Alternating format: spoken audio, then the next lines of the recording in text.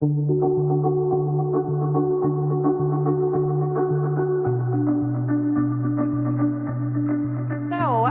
of all, I want to say thank you so much for coming. If you're new here, hello. Excited to have you. And if you're returning for our virtual events, we really appreciate your continued attendance. It's people like you who make it awesome every week to see your smiling faces, even if it's virtual. So during the presentation, we're going to get obviously a lot of awesome tips from Perna. So tweet us, use hashtag MnSearch at MnSearch, and of course, tweet Perna some of your favorite tidbits from the presentation. We'd love to see it and engage with you. And of course, we couldn't be here without our awesome sponsors. First, want to thank Rocket 55 and Blue Key Media for being our fabulous virtual event sponsors. They help us make it possible to offer these events with no charge. I'll also want to call out Rank Crankers, Click 360, Nordic Click, and Hook Agency as our annual sponsors. Thank you so much. And you know, there's some more white space up here. We could use more logos. If you are interested in getting your name up here and sponsoring and supporting MnSearch, please email us at sponsorships@mnsearch.org or visit our website. We also have the fabulous Jason Sem, who is the director of sponsorships, and he would be happy to talk with you as well. So our board of directors, you may have seen some of these familiar faces on our virtual events and way back when we had in-person events. We are actually, you may notice a little question mark here, it's a mystery. We are looking for a new member for our board, a diversity director who can help us implement some of our DEI strategies that we're looking to carry out. So we have had the position open a couple months, but if you or anyone else you know would be the perfect fit for this, please email us at board@mnsearch.org or message any one of us. We would love to take a few final applications. And Josh was saying, talking about how awesome our MnSearch membership program is. Yes, these events are free of charge, which is awesome, but we would still love if you'd consider supporting MnSearch. I saw Molly wrote that she just recently re-upped her, renewed her membership. So thank you so much for continuing to support us. If you're interested in becoming a member, it's $125 a year for individual. You can just go right to our website, email us at board@mnsearch.org, or again, just chat with any one of us. We'd be happy to talk your ear off about how great being a member at MnSearch is. And with all that, let's get to why you're really here. The lovely Perna Verji is going to be talking about turning the unprecedented into the unparalleled, creative strategies for a new era. With that, I will turn it over to you. Oh, thank you, Abby, and thank you all so much for being here. Let me share my screen quickly. Okay, let me make sure I can see access to chat. So awesome. You can all hear me okay, right? Josh, Abby, can one of you confirm? Yeah. Yes. Everything looks and sounds great. Very good. Okay, well, firstly, congratulations, everyone. We survived 2020. Like that in itself is just a reason to have another drink of wine, because pretty much that's what I've been doing every evening in quarantine. What I wanted to talk to you all about today is, let's go high level. I wanted to give you tips that are not rocket science. It's stuff you already know, but what are we seeing that's really working well? Where can we turn up the dial, turn down the dial? And what can we apply, yes, on LinkedIn, but across your overall social media, across ad copy, across SEO content as well. So I'm trying to give you as much as I can to help you today. And please, let's make this conversational, because I really miss being in a room with all of you. So I will ask questions. Please type them in the chat, go off mute. This is a good group conversation. So now, like, one of the things, like I always say this, because I really believe that this is the case where marketing is a superpower. And when I say this, and I know it was an invite as well, like, here's why. All of us, we've changed brands, we've changed cultural trends, we've changed public perceptions. You know, think about like the Geico Gecko, for example, that's made insurance shopping fun. Who would have thought that? Or Nike's Just Do It, which made sports both personal and political. Now, we had to tap into every ounce of our superpowers to get through last year. But I believe there is hope. One of my favorite quotes is from Eleanor Roosevelt, and she says that a woman is like a tea bag. You can't tell how strong she is until you put her in hot water. I think this applies to marketers as well, and not just women. Us marketers, we really shine in these difficult times. We are the ones that always find the opportunity in a tough situation. I have two of my favorite examples, and I talk about them all the time, but it's diamond rings and orange juice, right? If you remember the Great Depression in the 1930s, De Beers at that time was having a lot of trouble selling their diamond rings because, come on, we all know that's not the priority at the time. It was their advertising agency that suggested the slogan, "A diamond is forever," and they associated it with like true love and forever love. And now, almost 100 years later, we still use diamond rings to propose, isn't it? Or if we think back to the early 1900s with orange juice, it was the orange growers in California who were struggling. Their issue was that they were producing more fruit than they could sell. So, what to do with all of that excess fruit? It was their ad agency that suggested a new use for it: juice. And I think most of us had some this morning with our breakfast, right? It trusts the marketers to find these opportunities. And you're all brilliant people. All my goal is today is to just talk through 3 different opportunities that we can explore in great detail, that they're all easy, accessible for any one of us to do for clients of any size. So we'll talk about how you can really focus on building brand recall through emotion, how we can build this engagement through visual storytelling, and then how and why we need to build trust using thought leadership.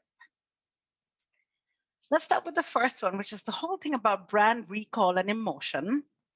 And I realized that, okay, I'm talking to all my search friends. You all, of course, use Bing a lot, but you probably also Google things a lot in the day. Can you tell me, without looking it up, and just type it in the chat, what color is the second letter in the Google logo? I'm going to look at the chat to see if I can see.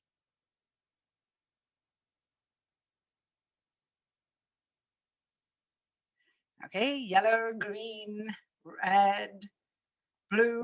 Isn't it? We're all guessing. Okay, a few. Good job, Jason and Leah. You guessed red.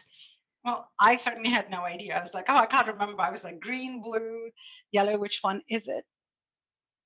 Now, we do go to Google like dozens and dozens of times in the day, but it's fine that we don't remember it. There's actually a reason for that. It's scientifically proven. It's called inattentional amnesia, where despite seeing something many times, we fail to create a lasting memory. And even the world's biggest brands are not immune to that. There was a really cool study by science.com that asked a whole bunch of people to draw out the logos of some of the most recognizable brands in the world. Spoiler, most people failed. Even with Adidas, which is, that's such a simple logo. It's like 3 diagonal lines.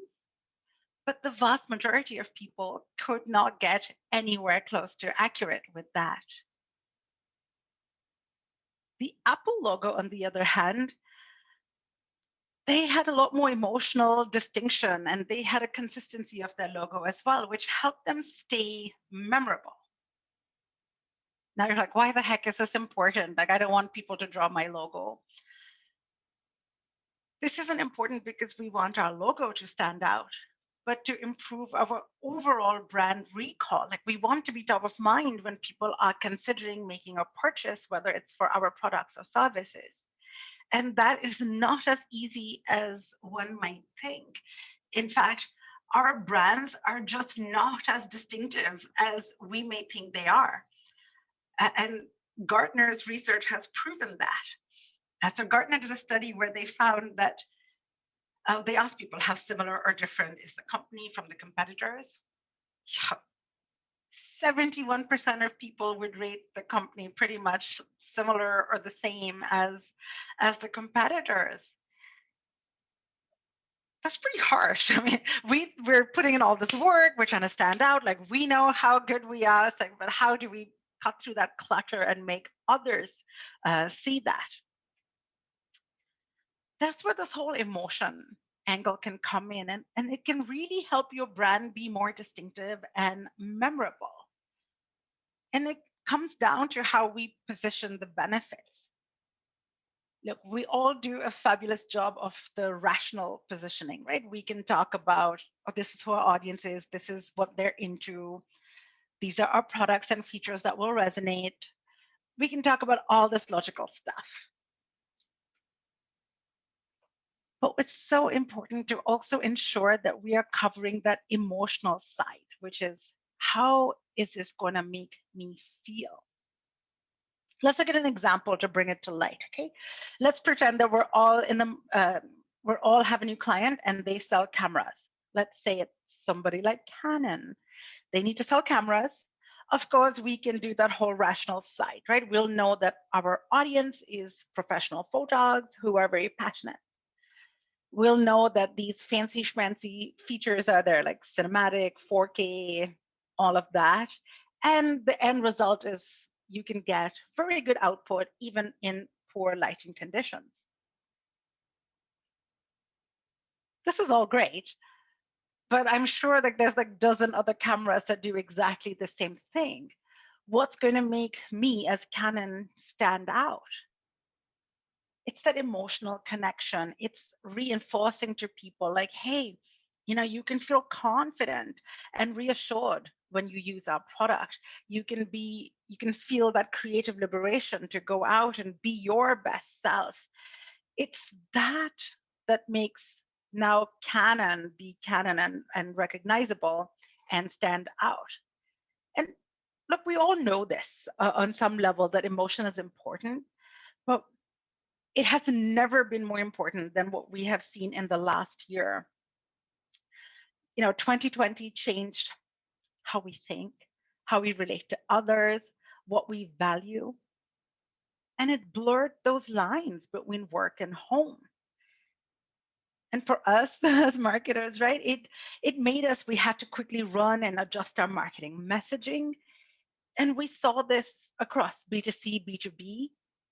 But I think B2B almost felt it harder than most.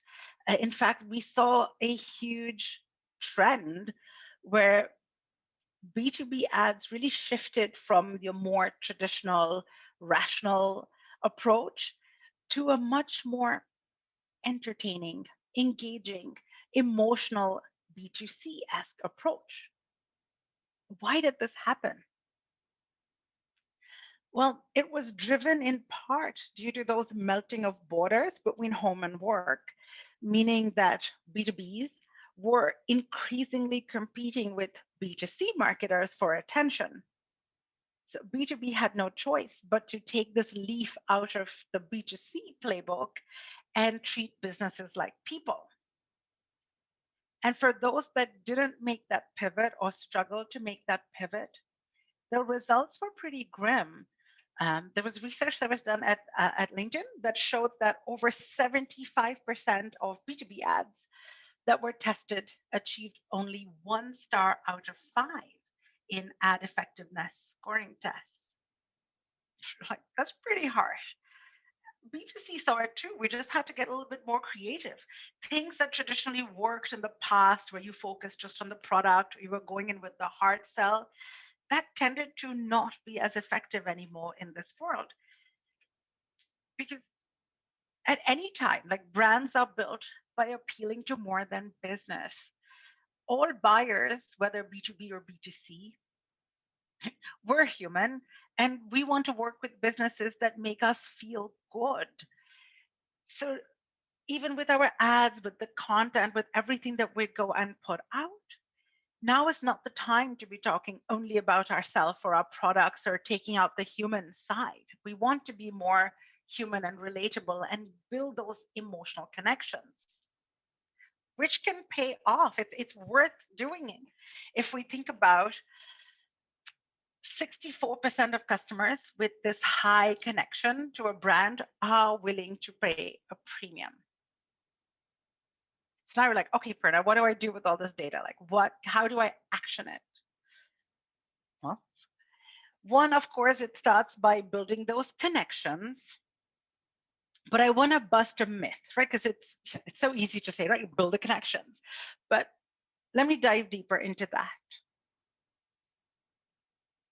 One of the reasons that us marketers can resist using emotion is this misunderstanding about what it has to involve, right?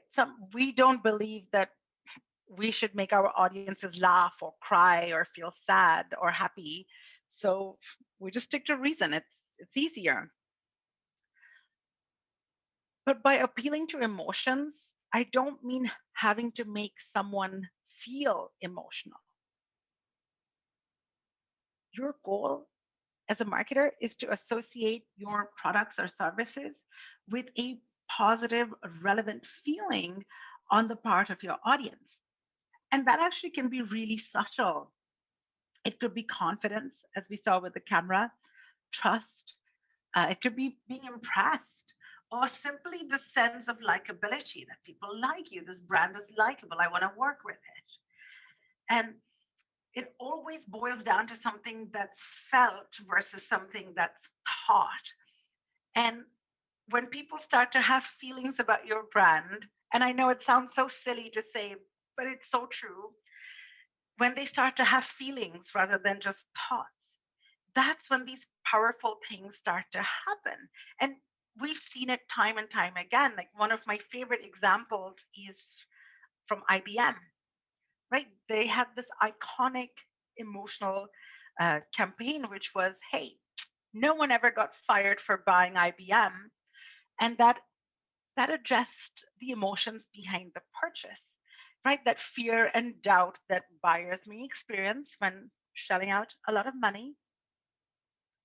They also balanced it with those rational ads that you see on the right that will go through those features and benefits. So their campaigns were designed to speak to both the head and the heart.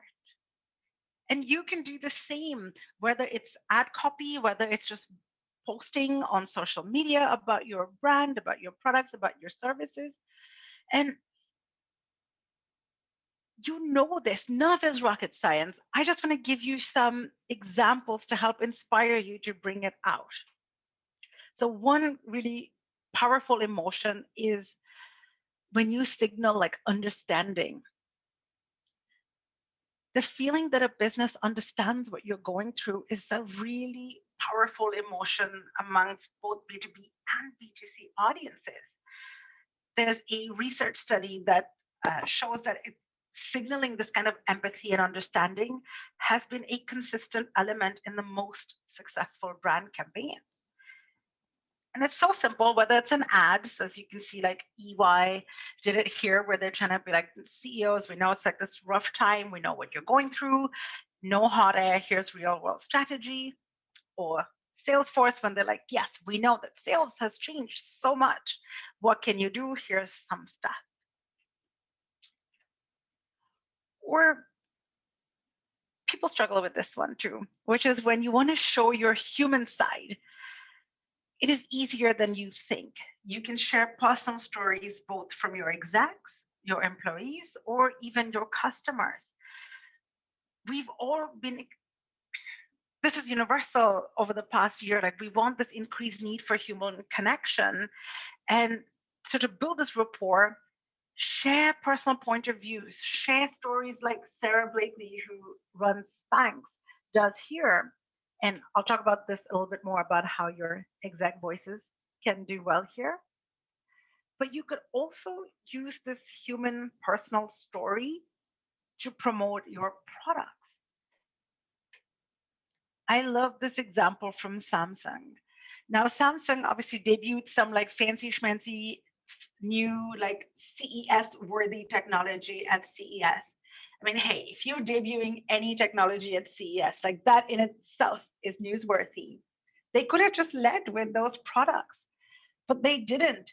They are sharing them through the voices of the employees who built the products. Now it feels personal. Like now I want to hear about, oh, you built this. Like, why did you think about this? And what was the thought process? How did it happen? It's so interesting, and people feel a little bit more vested in this because it's a person. It's not just a brand that's putting out yet another promotional stuff about their products. Now, another way that you can relate emotionally that many people shy away from, but don't shy away from this one, which is showing your sense of humor or just letting personality fall through. And I hear this all the time about people about LinkedIn. Now that I've started working, everyone's like, oh, but that person they posted about something that happened at home. And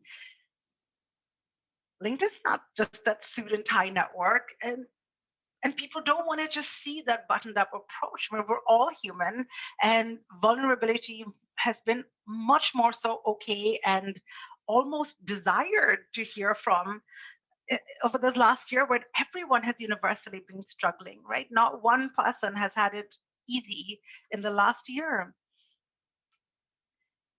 So bring your personality, show your humor. Like I love SAP, what they did here. They're trying to promote their mindfulness training. And of course, they use like the "this is fine, but everything's on fire" meme. Or Microsoft. This was so relatable. When I had started working at Microsoft like 5.5 years ago, like this type of messaging would have been unheard of. If you follow them on social media at all, you'll notice that literally over the past 6 or 7 months is when they've switched the strategy, and it's so much more human. It's so much more relatable. There's humor, it's engaging, and it works. I've had people come up and be like, oh, I've started following them, or they'll send me stuff now about Microsoft. I'm like, this is great. I have nothing to do with the social media account. Like I applaud whoever's running it, but I love that people are sending me stuff and be like, this is so good. I wish I could take credit, but no. So remember, the key is to speak to people like people, you know, and emotion is such a powerful strategy for businesses, and it's much closer than many marketers assume. Another thing we can do is build that engagement through the visual. So important to start thinking about, especially now, given how much is competing for our attention. Netflix is like the sexiest thing that's calling out to me all day. That's all I want to go and run to. So if I'm looking at LinkedIn or Facebook, or how does the brand stand out? If you take away only one thing from today, it's that the visuals are some of the most important aspect of getting someone to stop and engage with you in a newsfeed. I love this picture so much. I'm a huge pet lover, and this is what a fabulous way to talk about pet adoption. Like I'm obsessed with this ad. But let's go back and think about this. Social media at some level is a currency exchange, and it is personal, whether it is, even if it's business related or not, it is ultimately personal. You go there to either learn, and you share content because you want other people to think highly of you. Many of us don't admit this, but why else do we go out there and you'll find some really interesting article and you'll share it because you're like, this will be helpful to people, but also I'll look smarter. But even on social media, there's so many things competing for attention all the time. What can we do to just like stop those thumbs from scrolling? what can we do to make people stop and pay attention? Right? You could have the best emotional ad that's going to connect and resonate with people, but if they're not going to stop and look at it, then we've lost that battle anyway. And not a new strategy, but a very important strategy now is video, because it can help tap into that sight, sound, and emotion to create, again, that resonance and distinction. And especially now, it can help boost engagement. In fact, there are some really incredible stats that have come out of the last year. On LinkedIn, what we found is that our members are spending 3 times as much time consuming video ads as they are compared to static content. That's huge. And if we think about live video, we've seen that 31% of professionals across the globe, 33% just here in America, have been watching more live video due to lockdown than before. Like, people are turning to find new ways to learn, to engage, to connect, and it's working. Um, in fact, like, GIF style videos have 52% higher engagement compared to static content. So even if you just wanted to do the smallest, most simple thing in your post, turn a GIF, throw in something small, create something like a short animation. Uh, it works. Even if you have a podcast that you're trying to promote, which is audio only, you could even layer on a 30-second snippet over a GIF, and then people will stop and listen. It works. Even the video ads will earn more comments per impression than non-video ads in the feed. Wait, actually, let me ask you this. Just a simple Y for yes or N for no in the chat. Like, did any of these stats surprise you? Like, I thought it was way higher than, I mean, this surprised me as being higher than I thought it would be. Am I the only one? Like, did anyone else feel a little surprised?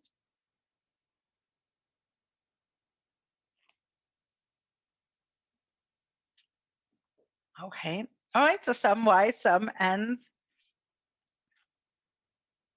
Awesome. I love it. Well, I've been getting that. Josh, you're the first person I've heard in ages to tell me that is so. Yes, you're right. It's so great, just because that engagement is higher, and that's the key. Um, People will come in and be like, LinkedIn sometimes is so expensive. It's all about the quality of engagement. Like, get it down, get that super engagement, and you can help bring down your cost too. So that's great. Oh, I love seeing that.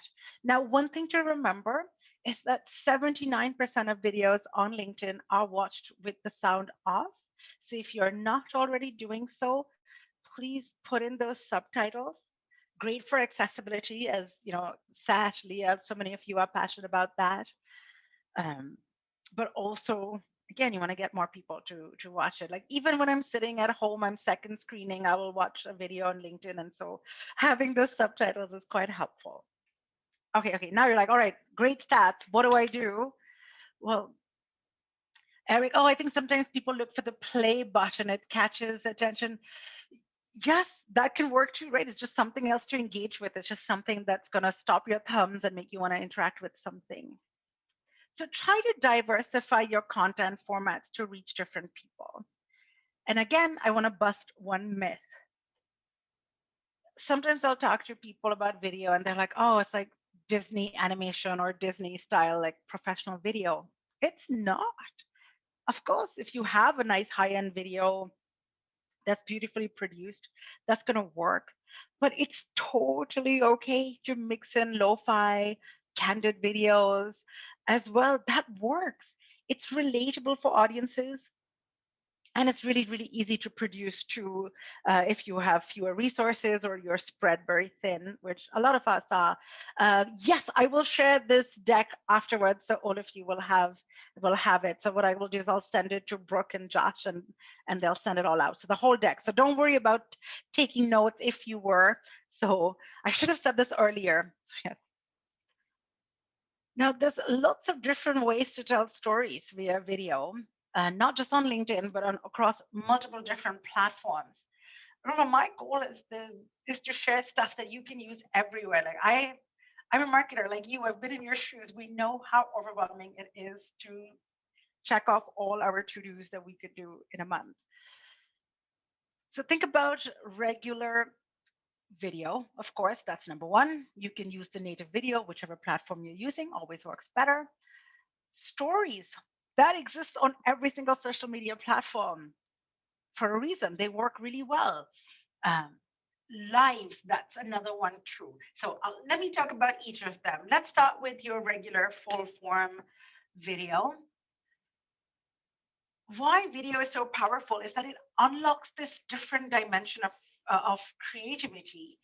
You, I want to show you a couple of really cool examples. Let's say you had this augmented reality. Now I'm going to play the video, but there's no sound, so don't worry if you're not hearing any sound, nothing's broken. The one on the left, if you can see, that is a augmented reality company. Now, how would we describe that just with words? It's powerless. But just being able to show this in action via video makes it so powerful. Or if you think about just simple animation, like American Express, such an iconic brand, when they had an environmentally focused campaign about sustainability, and so they just played this crashing waves over their logo, which made you again stop and pay attention. It's and you don't have to be this hi-fi as well. It can be something simpler too, because video gives you this opportunity to show instead of just tell. Here's a product that a lot of us were either researched or looked into purchasing. I still didn't get a standing desk. Like I'm on the fence about it. So if anyone really loves them, please tell me in the chat. I'll look at it. But yes, if you look at it, you can tell from a static image that, okay, this is what it does. But if you could just show this video of it being adjustable or just showing how it works, again, it's going to pop out, grab attention, but also demonstrate how it works. And so this company, when they added this video, they saw like a really big increases across the board.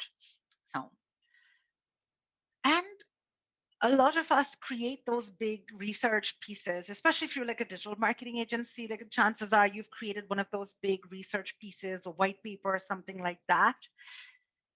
Why not leverage video to make it more snackable? Right? Sometimes, like I used to fall into the trap where I'm like, this 30-page white paper is fascinating to me. So obviously everyone's going to find it as fascinating. And yeah, you realize the hard way that it is not going to be enthralling to everyone. But if you're trying to reach more people, a sort of short video like this one, like this is an insurance company, like, hey, how does your retirement balance stand out? Quick, engaging, like short form, and then maybe it'll drive people to go in and get that click. Also, again, on that whole vein of humanizing the brands, and you will see this as a common theme throughout for a reason, but we don't always need to have the sass that like a Wendy's has on Twitter, but we could still go in and infuse personality through short videos. This one from KLM, it's short, quick, but still sort of stops you and makes you want to watch.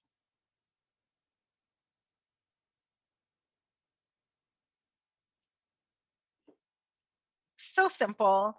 So now, okay, I wanted to find out. So I went and I bugged our research team at LinkedIn and I'm like, what's working? Like, what are the top video topics? What do they include? So here's the top 5. The first one is anytime you can share industry insights, trends, or unique points of view. And now, the reason I'm saying LinkedIn is what we found on LinkedIn is that they come there because they are intent driven. They want to learn. So LinkedIn audience is not only like intent driven, but they're also very aspirational and they want to better themselves. So sharing things like this gets a lot of engagement. So industry insights, brand stories or interviews, showcase your people, if you have SMEs, your clients, wins, an event, even a virtual event like this, you could share some behind the scenes. You could post a short video that talks about some cool takeaways, a tip of the day, or even like a book that you're reading or why.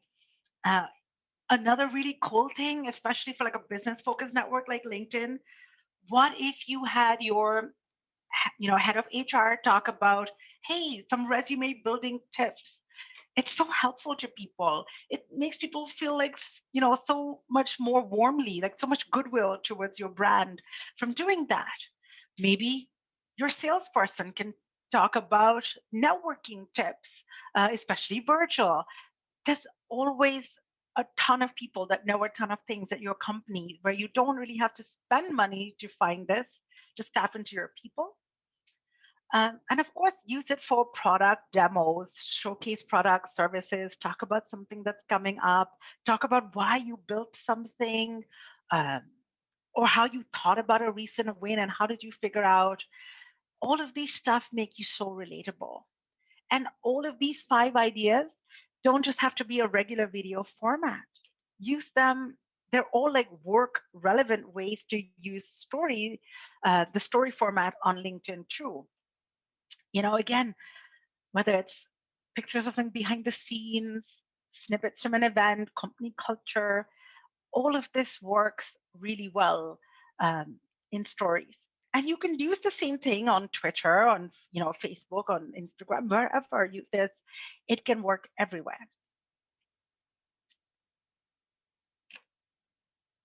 Another big one is the live video. This requires like no production value. We could have this event live on LinkedIn too. It's such a cool, engaging broadcast that you can bring your community together. And it works super well for thought leadership, success stories, community building, giving, any of that. But speaking of the creativity that marketers have in difficult times, I wanted to share this such a cool, unique, unexpected way that people have used, that Johnson & Johnson used lives. Many of us just tend to think of a live as a one and done, right? Oh, I'm going to go out and have interview my CEO live, and then we're done. Johnson & Johnson created a series of lives, like episodic style, called Road to a Vaccine. It almost felt like this TV series. And they didn't treat it as a one-off. It was like so well thought through because they built hype before each quote unquote episode or before each live and even after each one. So before they sent reminders, organic posts, they ran ads saying like, hey, our live is coming soon.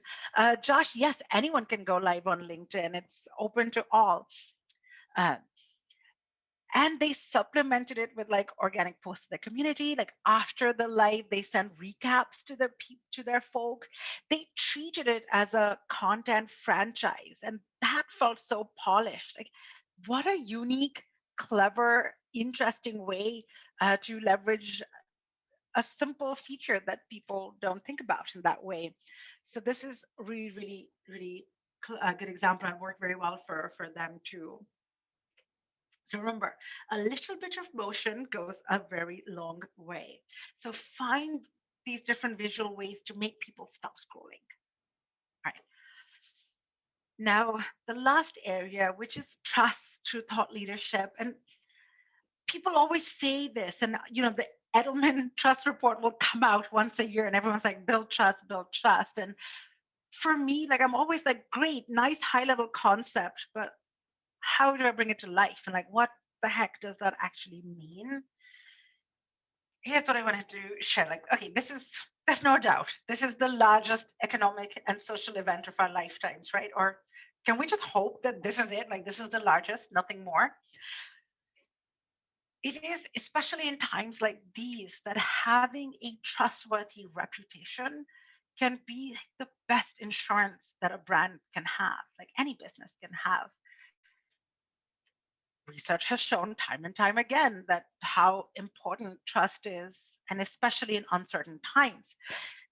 LinkedIn's research shows that the most trusted brands, the ones that make that difference in consumers' lives and society, they get rewarded. They're given greater latitude and support to define direction. We're like, no, no, no, they're a good company. Like they'll figure it out. If brands make a mistake, which happens more often in our social connected world, some brands will just forgive them because like, no, they're better than that. And also, like a time like this is a good testing ground for your brand promise. Like this is where brands are made. Like this is, if you can stand out in such a difficult time, the loyalty and accolades and trust and business you'll win is just humongous. Like the opportunity and the upside is humongous. So how do we do this? How do we think about, how do I make people trust my brand? Comes down to the people, isn't it? Like so unsurprising. I know I'm like broken record, people, humanity, all of that. But at the end of the day, people trust people. And who delivers the brand message matters more than ever. And it's a consistent theme. So last year, 2020 Edelman Trust Barometer data, it showed much higher levels of trust in peers. Like people wanted to hear from other people. And we see that once again this year. And the type of people that they want to hear from are business people. In fact, so the 2021 report that just came out like a week or so ago, it found that businesses have become the most trusted institution, being seen as more trusted than even the media, government, or NGOs in many countries. It's a bit bananas to think about, but yeah, this is where we are.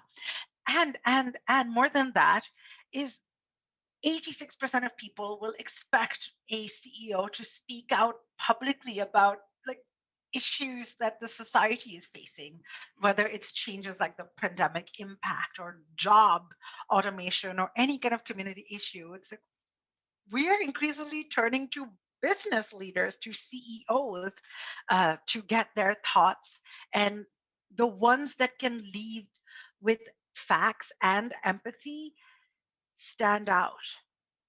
And a way to do that is through thought leadership programs, like put your execs, put your company leaders on the map, have them speak out, because we all do this, right? We know this, and you've probably seen it with stuff that you create and put out, that thought leadership consumption has been growing year over year. In fact, over 50% of decision makers spend at least an hour reading some kind of thought leadership per week. And it's not just volume, like how much they consume, it's the impact that that thought leadership content can have. We found that 88% of decision makers reported that thought leadership increased their trust in the organization. And Edelman's research found that that impacted sales. 60% of decision makers bought a new product or service that they were not previously considering as a result of thought leadership. It also said that 55% of people, spent more money with a company than what they were thinking of because they were influenced by thought leadership. So now if you're like, should I really invest that time in that content strategy? Should I really have my execs go out and spend time posting on social media? The answer is yes, please. It doesn't take as much time as you think. Even posting once a week is quite good. Like, look, ideally, we found that for maximum engagement, posting once a day is great, but most people can't do that. I don't do that. Most of my colleagues at LinkedIn don't post daily, like at least once a week. But if you post regularly, it's key. Okay, so how do you do this? Well, your executive voices are more important than ever. And again, to bust one more myth, and I know we're over time, are we? I will wrap up in like 4 or 5 minutes, I promise. Your executives do not have to be all stiff upper lip and talk only about business. Sharing their personal side can be incredibly impactful. And don't take it from me. Like there's so many people who say this including John Thiel, who is the, oh, that's so kind, Eric, thank you. But he was the former vice chairman at Merrill Lynch. And what he found was that after posting on LinkedIn, he found that people were interested in him. Like, how did he get to where he is? How does he stay productive? How does he lead his teams?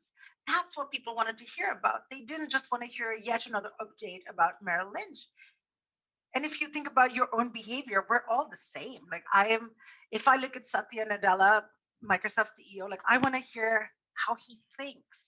Yes, his strategy is great as well. But again, think about that personal side. And how I think about it is a trust triangle. So anytime you're planning content, like think, how can you infuse in the empathy, authenticity, as well as that rigor of knowledge? And it's very easy to do. This trust triangle can take many forms. So I'll show you examples from 3 different execs who I've thought do a really good job. The first one is Arnie Sorensen, who is the CEO of Marriott International. And I miss Marriott. I miss staying in a hotel. Oh my gosh. Anyway, he did this emotive note to all the associates. So it was a talk that he did for employees, but they also posted it on LinkedIn. And it's just such a fabulous example of compassionate and authentic leadership. And he has one of the quotes in his talk, like it jumped out at me, which said that I miss travel like an old friend. I'm like, so many of us can relate to that. Immediately he felt like a person. Now, immediately when I think about Marriott, I think about Arnie, I think about, that they get it. These are my people. They understand that. So if we think about, again, trust triangle, it was empathy, it was authenticity. And then in terms of rigor of knowledge, it was exceptional leadership to come in and be honest and open.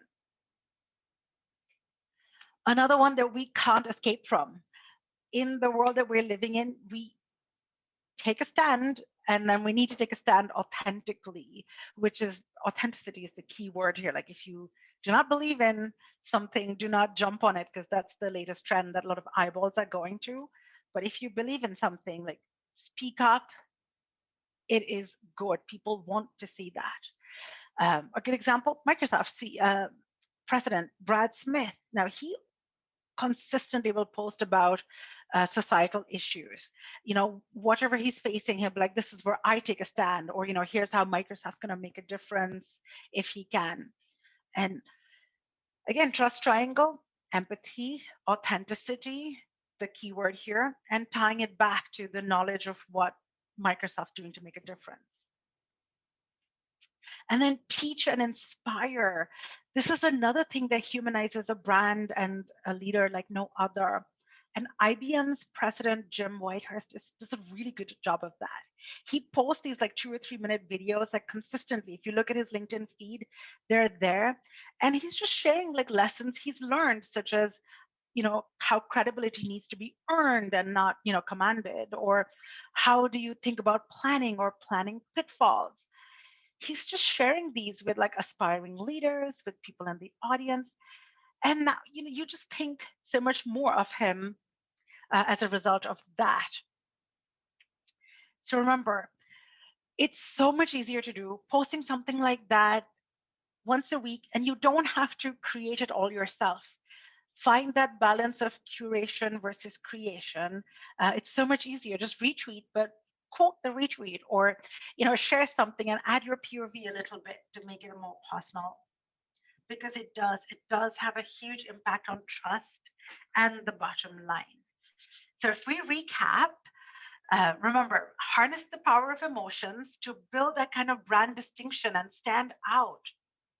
Use visual storytelling to stop people in their tracks and demand mindshare in the newsfeed.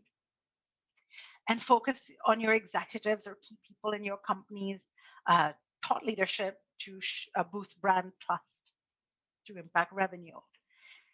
And remember, marketing is a superpower. We are all superhumans in some ways.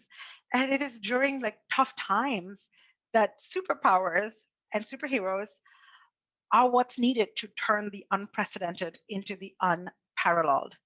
So with that, I say thank you, thank you, thank you, and apologies for going a little bit over. Say hello on LinkedIn or on Twitter. I'm obsessed with both of them. Yay! Oh my gosh, that was amazing. Oh, you're way too kind. See, like Minnesota's been nice people. That was awesome. That was awesome. Do we have some questions? I think has the chat been filling up yet? We have some time for a few questions for Perna here. And feel free to just speak up yourself. You can also throw it in the Q&A if you want, but yeah. Yeah, totally. Thank you all for hanging in with me. It's so late in the evening too. Yeah, totally. This is I don't know. I don't have a lot of other things going on right now. Better than watching Netflix for 4 hours. Way better. Way better. Thank you. That's the highest compliment because that's like my social life. So we each go to a different room and we'll do that. We have a question in the Q&A. Michelle Peterson asks, how can we as marketers convince C-suites to participate in videos or interviews? That's a really good question. I think it's making the case for even the smallest start. I think if you can prove it internally, like, hey, I don't need any budget. Why don't I just check out this format where, even if you follow LinkedIn and see what LinkedIn posts on LinkedIn stories, it's just text. Sometimes it's like 4 interview tips, 4 questions to ask in an interview, something like that. It's so low effort. Like try to find the minimally viable product that you can start with and make the case for that. Actually, let me back up for a second. Start with what you're trying to achieve, like who are you trying to engage with and what do you want to help with, and then go with the minimally viable product which has no cost. So a live, not much cost to it, stories, not much cost if you do it right. Get somebody who's like, listen, all I'm going to do is prove it out for like 4 weeks. Let me look at a baseline engagement. Let's see how I shift engagement. And that almost makes the case. And then you can go forth and be like, let's do something a little bit more produced. Let's throw some money at this. So hopefully that helps. Perfect. Thank you. We have a question from Eric. I could just read that out loud. As we all know, LinkedIn is a great social network. Sadly, many people use it solely as a method of cold outreach while not trying to foster a relationship. Yeah. To this point, I think LinkedIn is a great channel for creating true relationships and organic outreach. This does not include InMail, which essentially is the opposite of relationship building. Do you have advice or tactics for establishing a good personal relationship and at scale? So I think the number one thing is that our product teams are so aware of this and they've taken a lot of steps to avoid that. Well, there's 2 things. Like one, those cold outreach, there was a period of time where they were doing it all the time. Like, you accept a request and then they try to sell you, but that doesn't work, right?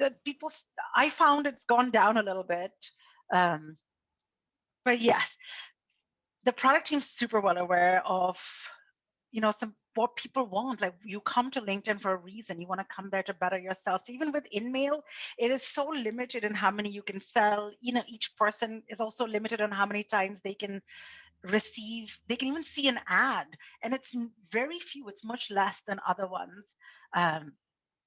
I believe like any person can see an ad from a company like no more than like 5 times is it like 48 hours or like a week? I'm not sure on the exact time frame, but there's that. But anyway, to your InMail has also gotten a lot more stricter. So I found like the quality of InMails I've gotten has been a lot better. But let me jump to the meat of your question, which is advice or tactics for establishing a good personal relationship. Yes, go out there and post. The more you post or share other people's work and add hashtags for visibility, we found that about 3 to 5 hashtags tends to be like a really good golden rule to get visibility. And if you don't let them all be your own company hashtags, like, LinkedIn has LinkedIn Life, for example, those are your company hashtags. Please post them, 1 or 2, but also put a broader hashtag like advertising or marketing, and then you'll be seen more. And think about the reason that people go on LinkedIn. Ultimately, they're there to get value. They're there to learn. They're there to, make themselves look better by sharing interesting things. So put out their value. And that's the number one thing you can do. Give away stuff, share advice, share opinions, share articles that you found. It's very karmic. Like you give and then you'll get a lot. True that. We have a question from Angie Schottmuller. Any data on click rates based on content type? I don't have it off the top of my head, but if I find it, I will tweet it out to you all and I'll send it with my prezzo. Perfect. All right. I think we have time for about maybe one or two more questions. So throw them out there. I'm going to ask a question. I mean, it's not this, often that we have Perna's expertise. So I was just I'm asking for a friend, actually. Sure. So I have a friend working at this company right now, and they spend, let's say, $250,000 in social advertising per month. And then their content team, who makes, the content, and the organic social team, they're struggling to like rub two organic posts together to create a fire to keep their hands warm, and oftentimes, there's the argument of like how much you need to invest in the quality of the content, and the advertising team and the content teams might not be talking as much. So like what have you been coaching folks to kind of think about when they're thinking about organic and paid working together? Hey, we need both. You need both. And one, paid, you're going to plant the seeds. Your organic is going to like tend to your crops. And what's the point of planting seeds if you're going to ignore the crops and let them wither and die? And this is a lot easier to do. I like to think about it almost in terms of having an always on strategy, which is sort of like something's always on, and it's so much easier to do. Like organic strategies, your employees leverage them to post things, to share things. All of that is easy. Somebody posts something, it's not that hard. Let's think about your overall editorial calendar. Like probably in the year, you're going to have 1, 2, or maybe 3 maximum, like those super big, high resource intensive posts. Then you're going to have sort of smaller, paid, shorter term campaigns throughout. And then you need to have something that's always on. So like the always on is where organic can come in and fill in that crack. Something's coming up. Here's something new. Here's a tip of the day. Here's a book we're reading. Here's something we read. But you can always take content from your super big pieces. Like let's say you've done a big research white paper, break it up into chunks, put it as a video, reformat what you have, take something that's worked really well in the past, repurpose it, have some kind of consistency. It's actually a lot easier if you just look at it on a high level. You'll be like, all right, this is my 12 months. I'm going to do these 2 big things. I can then break up these 2 big things and make them smaller things that I can use throughout. And then people can comment all of this other stuff. So please don't do not ignore it. Paid can even take some of organic's content and post it. No, I'm really passionate. I'm like, please don't. No, content needs to be overall. And think about it 2 ways. It's educational content and then it's more like transactional. So think about having some that is teaching people about how to use something or why they think about something, and then have some content that talks about why buy it from you. And I was very short. I was like trying to summarize this like 20-minute answer into like 2 minutes. I hope I did a semi-decent job. I love it. A couple more questions, right? Yes. I think we probably have time for one more, right? Sure. So Angie asks, can you list or recap some of your favorite brands using emotion well on LinkedIn? I recall the awesome KLM example. KLM does a good job. Ben & Jerry's, Microsoft, SAP, EY. EY is doing really well. Salesforce is doing really well. Let me see what else. Who else comes to mind? Did I say SAP already? If I did, all right. If I think of any more, I'll post them. But it's quite a lot of who are doing it well. Awesome. Thank you so much. That could be a fun thing. Maybe tweet out some of your favorite brands to Perna and MnSearch who are using Emotion Well on LinkedIn. I'd love to see some of those as well. And with that, thank you so much for joining us, Perna. This was so inspiring. I just feel like revved up right now. You're way too Totally. kind. Thank you for having me. The honor and pleasure is all mine. Awesome. Well, with that, we've recorded this presentation and we can send that out to attendees. And in the meantime, have a great night. Thank you all so much for joining us, and we will see you next time. Thanks, everybody. Thanks, Perna. Bye. Thank you all. Big hugs.